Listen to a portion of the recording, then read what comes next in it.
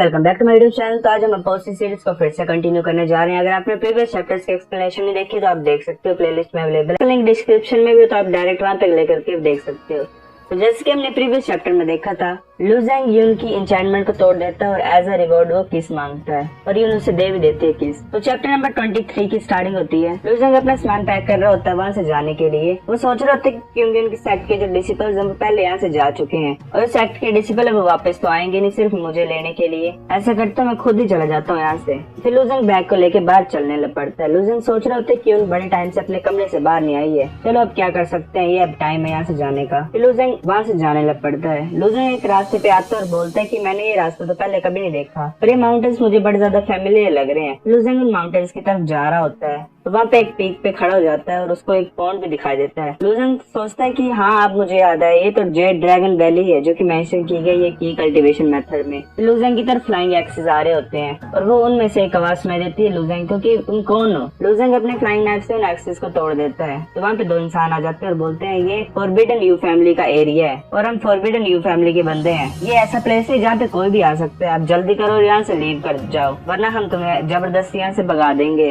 लू ज़ेंग सोच रहा था फिर से वन फैमिली 7 ग्रेट फैमिली में से ये हर बार क्यों कहीं न कहीं सीन क्रिएट कर ही रही होती है। लू ज़ेंग सोचता है यहाँ पे पक्का कुछ बड़ा सा सीक्रेट होगा इसलिए यहाँ पे गार्ड कर रहे हैं। वो इंसान लू ज़ेंग की तरफ एक्सिस को फेंक रहे होते हैं। फिर लू ज़ेंग अपने क्रिस्टल को एक्टिवेट करता है और जल्दी से वो सभी जो होते हैं फ्लाइंग एक्सिस को कैच करता है और उन्हीं बंदों की तरफ थ्रो कर देता है। लू ज़ेंग अपनी स्पीड को दिखाता है और एकदम से उनके सामने आ जाता है। वो अटैक करने लगे होते हैं लू ज़ेंग की तरफ। लू ज़ेंग बड़ा ज्यादा फास्ट होता है और अपने फ्लाइंग नाइफ से उनकी गर्दन को काट देता है। वो नीचे गिर जाते हैं और मर जाते हैं। लू ज़ेंग सोच रहे होते हैं बड़ा ज्यादा स्ट्रेंज है, 7 ग्रेट फैमिलीज ने अपने पीपल यहाँ पे सेंड किए हैं तो बाकी के पीपल कहाँ हैं। लू ज़ेंग फुटप्रिंट्स को देख रहा होता है, यहाँ बाकी सीनरी को देख रहा होता है। लू ज़ेंग एक बैम्बू की तरफ अपने हाथ को आगे करते तो उसका हाथ बैम्बू से आर पार हो जाता है। लू ज़ेंग सोच रहा होता है ये तो इल्यूजन फॉर्मेशन है। फिर लू ज़ेंग जो होता है वो फॉर्मेशन में एंटर कर जाता है और सोच रहा होता है कि 7 ग्रेट फैमिलीज का इन्फ्लुएंस बड़ा ज्यादा होता है इसलिए मुझे केयरफुल रहना होगा और जो ट्रबल है उसको अवॉइड करना पड़ेगा। फिर लू ज़ेंग अपनी जूमी रिंग से एक मास्क को निकालता है और उसे पहन लेता है। जैसे लू ज़ेंग उस फॉर्मेशन में एंटर करता है तो उसे ईस्टर्न रीजन दिखाई देता है जहाँ पे बड़े ज्यादा पेड़ होते हैं। लू ज़ेंग बोलता है कि मेरा स्कारलेट जेड क्रिस्टल जो है वो एन्चेंटमेंट को तोड़ सकता है पर मुझे ये नहीं पता इतने बड़े ज्यादा इफेक्टिव एरिया को जो कवर कर रही है एन्चेंटमेंट इसको ये तोड़ पाएगा कि नहीं। फिर लू ज़ेंग उस क्रिस्टल को एक्टिवेट करता है, उस इल्यूजन की तरफ अपने हाथ को कर देता है पर जो वो होती है इल्यूजन मैजिक वो उसकी क्रिस्टल की पावर को खाने लग पड़ती है। लू ज़ेंग बड़ा ज्यादा हैरान हो जाता है और सोचता है क्या ये एन्चेंटमेंट किसी इमोर्टल ने सेट की है, मुझे ज्यादा सीन क्रिएट नहीं करना चाहिए और इस एन्चेंटमेंट से नहीं छेड़ना चाहिए, मुझे जल्दी करनी पड़ेगी और यहाँ से भागना पड़ेगा।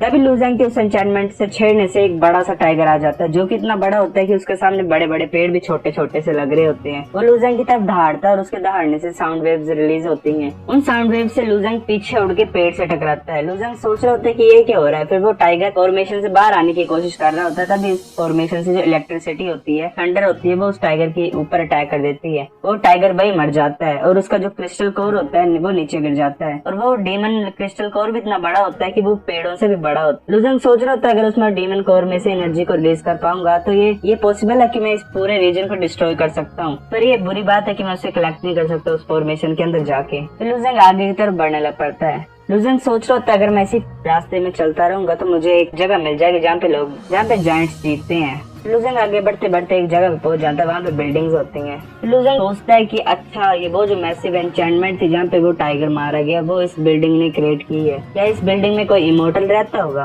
लू ज़ेंग नीचे जंप कर देता है बिल्डिंग के, वहाँ पे आ जाता है उस गेट के पास। वहाँ पे और भी लोग होते हैं। वो बोल रहे होते हैं कि तुम कौन और तुम यहाँ पे क्या कर रहे हो। तो एक लेडी होती है वो बोलती है अपने साथी को कि यानजू मार दो ये बंदा जो भी है इसको। फिर यानजू होता है वो ब्लैक फोक को क्रिएट करता है। लू ज़ेंग उस ब्लैक फोक को देख के सोचता है कि ये तो पक्का डेस्टिनी होगी, ये ब्लैक फोक मेरा पीछे कभी छोड़ती नहीं है। यानजू बोलता है लू ज़ेंग को कि तुम मुझे अपना नाम बता दो, मैं रिमेम्बर करूंगा तुम्हारे नाम को, क्योंकि मैं जिस भी पर्सन को मारता हूँ मैं उसके नाम को रिमेम्बर करता हूँ। लू ज़ेंग बोलता है मुझे कोई जरूरत नहीं है तुम्हें अपना नाम बताने की, बिकॉज मैं यहाँ पे नहीं मरूंगा, जो मरेगा वो तुम होगे। यानजू बोलता है तुम्हें अभी भी नहीं पता कि तुम्हारे लिए क्या अच्छा है। लू ज़ेंग अपनी नाइफ को निकालता है और उसकी तरफ अटैक करने लगा होता है बिकॉज उसे दिख जाता है यानजू आता है वो उस ब्लैक फोक में से। वो लू ज़ेंग को बोलता है ऐसा लग रहा है कि तुम्हारे पास भी कुछ ट्रिक्स हैं पर तुम सिर्फ हाफ स्टेप इनिशिएटर एलम की कल्टीवेटर हो, तुम्हारे पास इतनी भी डीप अंडरस्टैंडिंग नहीं है इनिशिएट एनर्जी की। वो लू ज़ेंग की तरफ अटैक कर रहा होता है पर लू ज़ेंग उसे डॉज कर रहा होता है। पर एक अटैक होता है वो लूजेंग को लग जाता है और लूजेंग को फिर पूरी तरह से फोग जो होती है वो घेर लेती है। यहाँ जो हंसती है वो बोलते है कि यहाँ पे बड़े ज्यादा बंदे थे जो हमारी तरह वो समझ नहीं पाए मेरे इस ब्लैक फोग को, उन्हें पता भी नहीं लगता है, वो सोचते रहते हैं कि कहाँ पे गलती हो गई हमसे। तुम्हारे जैसे वो हमेशा जो सारे बंदे होते हैं वो उनको महल में भेज देता था। लूजेंग ब्लैक फोग से कवर होता है, लूजेंग गैस ही कर रहा होता है कि यानजू कहाँ से अटैक करेगा। वो गैस करता है कि वो लेफ्ट साइड से आएगा,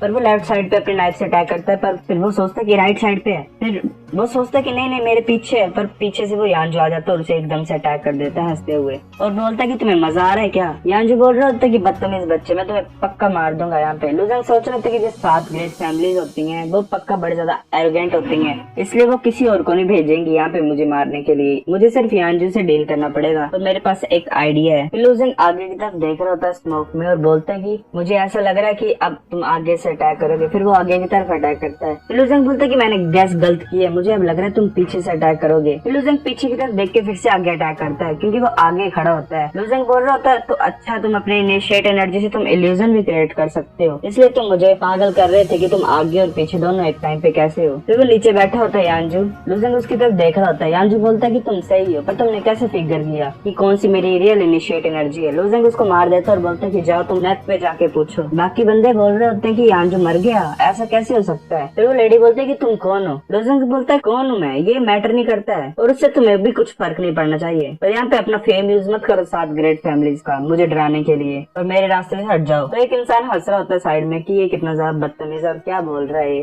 तभी वहाँ पे एक ओल्ड मैन आ जाता है और बोलता है कि मुझे चलो पर्सनली तुम्हारी एबिलिटीज को टेस्ट करना है, जिसका नाम होता है हुआंग यूनजियान, जो कि ब्रिलियंट गॉडली डोमेन यूजर है और 7 ग्रेट फैमिलीज में से एक का एल्डर है और एज पावरफुल एज यून है ये बंदा। लूजेंग सोच रहा था ये पर्सन बड़ा ज्यादा स्ट्रॉन्ग है, ये सही होगा कि मैं यहाँ से भाग जाऊँ। वो लड़की बोल रही होती कि एल्डर हुआंग तुम्हें चिंता करने की कोई जरूरत नहीं इस बच्चे की, हम बस अपने काम से मतलब रखते हैं। तो एल्डर हुआंग बोलता ठीक है, जब तक वो इमोर्टल मैंशन में रहेगा तो उसे मारना तो बड़ा ज्यादा आसान काम होगा। तभी हमें सीन दिखाई जाता है एक लेपर्ड के पीछे बड़े बड़े स्टैच्यूज टाइप भाग रहे होते हैं। तो एक इंसान बोल रहा होता है कि अगर मेरी डैशिंग थंडर लेपर्ड जो है वो उस शॉक वेव में उस अटैक के नीचे आ गया तो मुझे लगता है कि मैं इनर सेक्ट में नहीं पहुंच पाऊंगा इमोर्टल मैनर के। तो हमें फिर पता लगता है ये जो फाइट कर रहे हैं इमोर्टल मैनर के लिए कर रहे हैं, जो कि एक इमोर्टल की बिल्डिंग है। वहाँ पे सिर्फ एक ही 7 ग्रेट फैमिली नहीं है, वहाँ पे बड़े ज्यादा 7 ग्रेट फैमिलीज के बंदे हैं। तो वो लेडी होती है वो उस लेपर्ड को रोक देती है और वो जो लेपर्ड होता है वो वहीं पे मारा जाता है उन स्टैचूज के हाथ में। लूजेंग भी आगे बढ़ रहा होता है तो वो लड़की बोलती है कि उसे रोको और उसे जाने मत दो। वो लड़की और उसके साथ जो मेंबर्स होते हैं वो आगे आगे भाग रहे होते हैं और लूजेंग भी दिखता है आते हुए, तो वो बोलती है कि रोको उसे और हमारा पीछा मत करने दो, अगर तुम्हें चांस मिलेगा तो उसे मार भी दो। तो फिर एल्डर हुआंग जो होता है वो बोलता है कि उस बच्चे को मार दो और वो अपनी एनर्जी से सिक्योरिटीज को फॉर्म कर देता है और लूजेंग की तरफ भेज देता है। लूजेंग बोलता है अच्छा इस ओल्ड मैन की इनिशिएट एनर्जी के जो एवेटार्स हैं वो क्योटीज हैं। लूजेंग अपनी डिमोनिक फिस्ट को यूज करता है और एक क्योटी को अपने डिमोनिक क्योटी में कन्वर्ट कर लेता है। एल्डर हुआंग सोच रहा होता है तो बड़ा ज्यादा अजीब है, मैं एक क्योटी में से अपना कंट्रोल लॉस कर चुका हूँ। वो बाकी क्योटीज को ऑर्डर देता है जाओ जल्दी वापस तुम उसकी तरफ। मैं ये बिलीव नहीं कर सकता कि मैं उसे रोक नहीं सकता हूँ। लूजेंग और उसका क्योटी आपस में फाइट कर रहा होता है। तो गाइस चैप्टर नंबर 23 इतना ही था। अगर आपको वीडियो पसंद आए तो लाइक करो, नहीं भी आइए फिर भी लाइक कर दो, शेयर करो, अपने दोस्तों के साथ कमेंट करके बताओ अगर आपको वीडियो पसंद आई है कि नहीं। शेयर करो, सब्सक्राइब करो।